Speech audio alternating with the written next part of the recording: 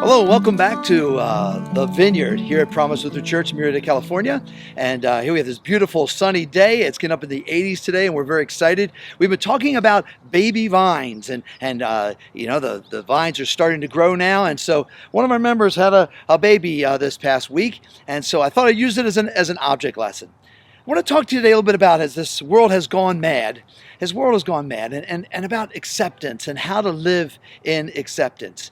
And we're all different. And why are we different? And what should we be doing with the differences we have with each other? So a little bit of psychology, a little bit of spirituality we talk about today. So the first part is we look at people with different personalities. Everybody has a different style personality. Some are more extroverted. They like to talk things out. Others think them inside their heads and they ponder them. And you'll see the extrovert chases the introvert all over the place, trying to get them to answer their questions. What's going on? And saying, hey, why do you got this problem? And it's not one is better than the other. Some are very intuitive, while others need to see things to understand them best. So you can talk about statistics in your head, but if you show people statistics, it helps them out.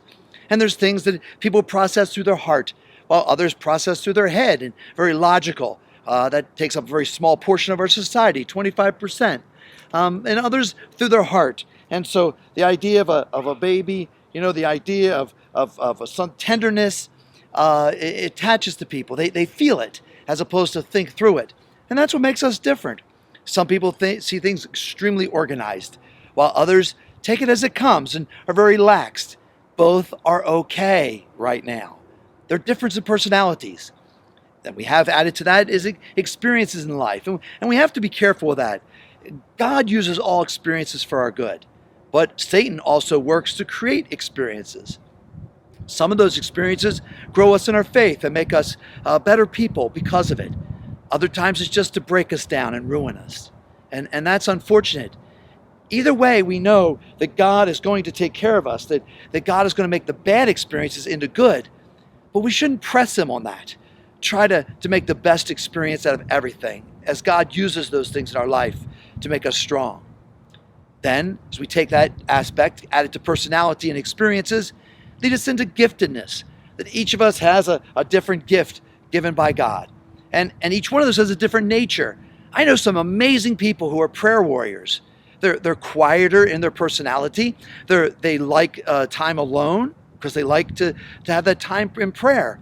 Some of us are more dynamic and creating and going forward. You think about Peter as he ran to the tomb. As soon as he got there, he ran right in. He didn't stop. And there's different personalities inside of that, which come from our giftedness that God has gifted us with to be either orators or prayer warriors or help givers. And it fits a variety of needs. You find that in 1 Corinthians 13 as explained.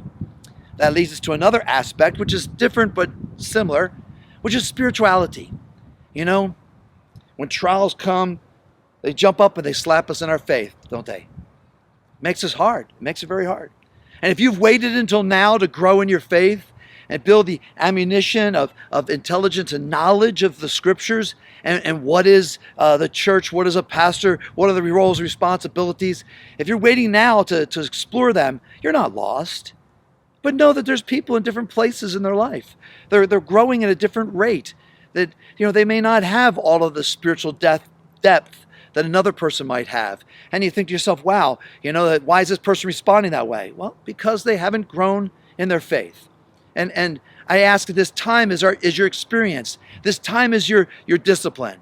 Hebrews 12 tells us, verse 4, in your struggle against sin, have you not yet resisted to the point of shedding your blood? And now you have forgotten the word of encouragement that addresses you as sons. My son, do not make light of the Lord's discipline, and do not lose heart. And when he rebukes you, because the Lord's discipline those he loves, and he punishes everyone he accepts as his son. God brings that discipline upon us and those experiences in our life and those things that transform us, and that's okay. But embrace that.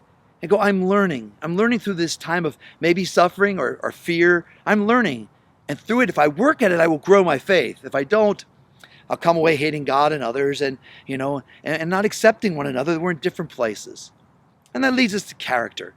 the depth of each person. Now, some character is shallow. It doesn't mean that they're shallow like they don't care about other people, but it's thin. It doesn't have a whole lot of strength in it to endure because it has not been through a lot. And that's okay too. What would you do? I mean, think of it this way. If you had a child, or when your child is scared at night, what do? They come in your room, maybe wake you up. And so what do? You might reason with them. You might say, hey, look, I looked under the bed. The monsters aren't there. You might show them. You might take them back into the room and open the closet and say, see, nothing's in here. Turn the lights on, turn the lights back off again. See, nothing's changed. Or you might push them. You have to explain that. You may just have to say, no, you got to go back to your bed. Or you might just hold them and comfort them because that's what they need. So each one has to respond differently to the needs that we have. And so it's not about right and wrong. It's about different.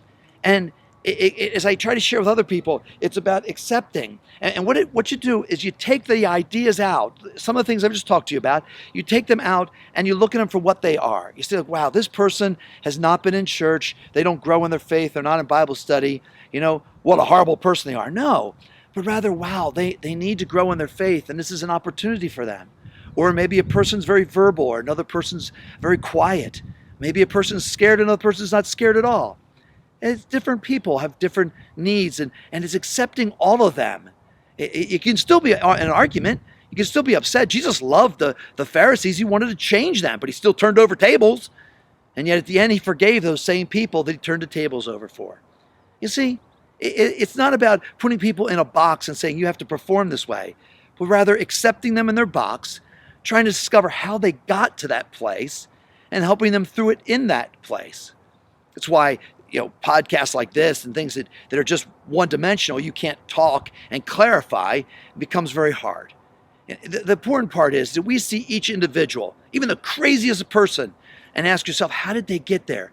How did they begin to feel like that? And if we truly believe, that each person has been gifted by God, empowered by God, loved by God, then our issue is we have to try to understand why they are the way that they are and how we can best help them. The most important thing is we just don't take people and throw them away, okay? We save each and every person because you matter, and accept them no matter how they are, but as God refuses to leave us that way. May you grow in your faith today and be blessed as us baby Christians and baby vines grow up in our Lord. This is Pastor Chris Degnatel for Promise Lutheran Church here in Murrieta, California. No, it wasn't a real baby. I guess you figured that out by now. God bless you. See you next week.